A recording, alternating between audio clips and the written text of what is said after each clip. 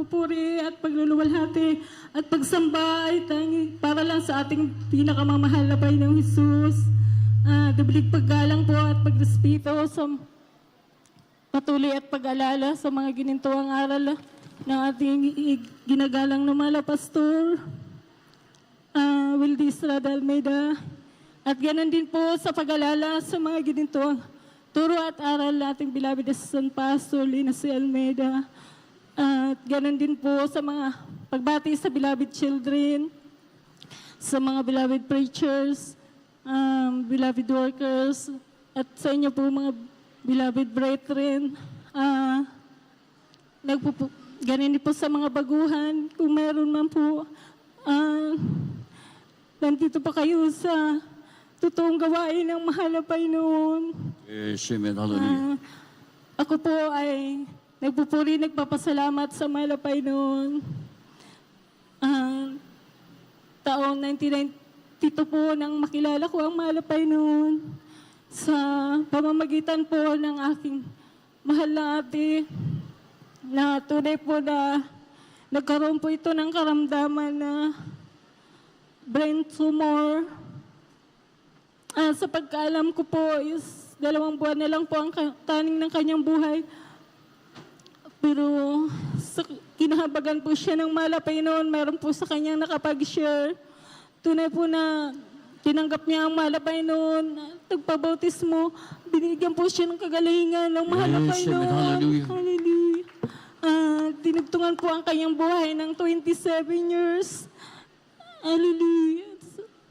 At ganoon din po, pinapasalamatan ko sa mahal na Panginoon na hindi rin po siya magkaroon ng anak. Ngunit sa pangunat dalangin ng mahal na Pastor, pinagkalooban po siya ng isang anak. Tunay po na ang kagalingan at katugunan ay nasa mahal na Panginoon. Yes, amen. Hallelujah. Pinapasalamatan ko rin po sa mahal na Panginoon.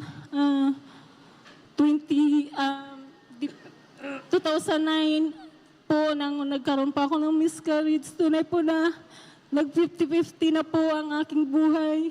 Akala ko po hanggang doon na lang ang buhay ko.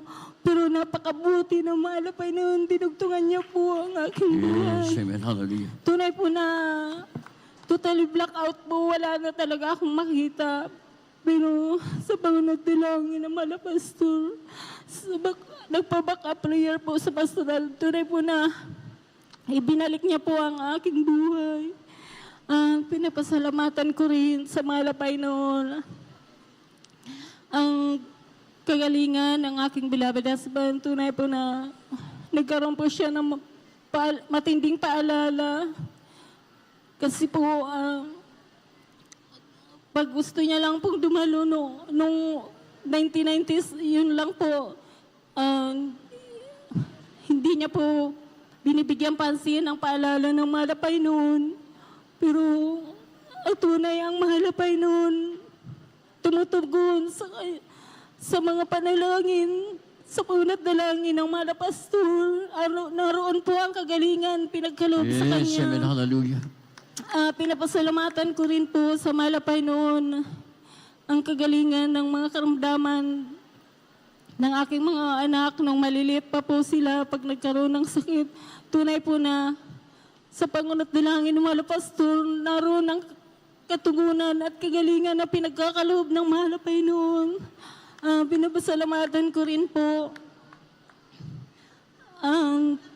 yung aking mahal na anak na babae po. Tunay po na nagkaroon po yan ng paalala. Hindi ko lingid po sa kaalaman namin na mayroon po pala siyang iniisip sa sarili niya.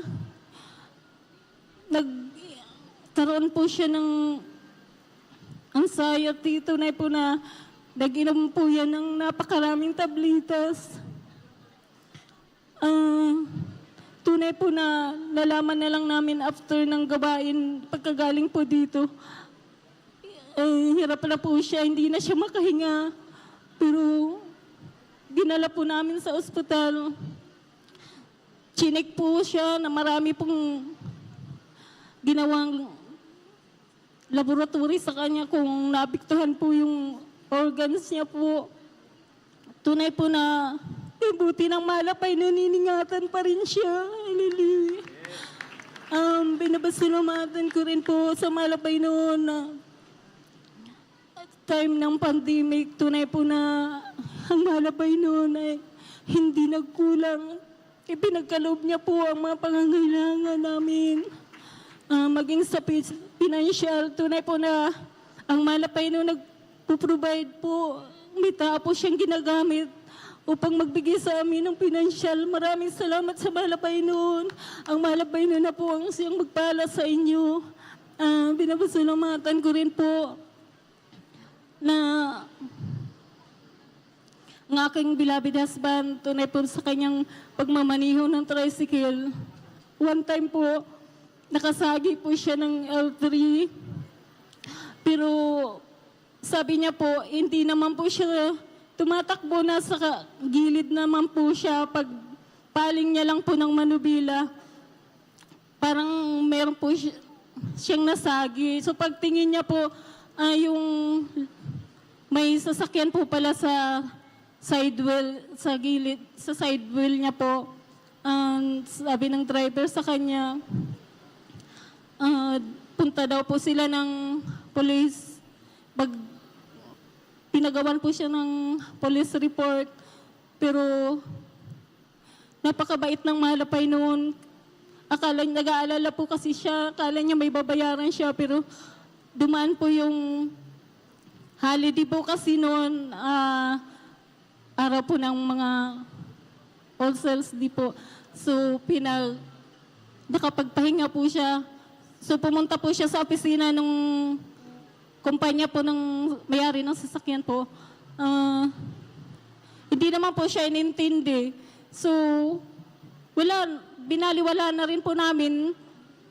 Ayun, sa kabutihan ng malapay, wala po kami binayaran. At pinapasalamatan ko rin po.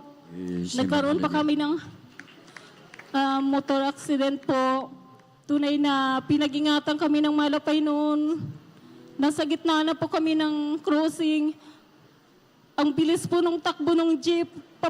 Sasalpukin po kami, nasa kalagitnaan kami. Ang sumigaw lang po ko, in Jesus name, in Jesus name, in Jesus name. Tunay po na biglang hinto na yung jeep. Iningatan kami ng malapay noon, hindi po kami natumba. Yes, amen, hallelujah. At pinapasalamatan ko rin po sa malapay noon na ang mga pagpapala namin natatanggap, at ganoon din po sa time nang nag-aaral po ang aking mga anak. Tunay po na naroon po ang katalinuhan at pinagkaloob ng malapay noon. Ngayon po, may work na po yung bunso kong anak.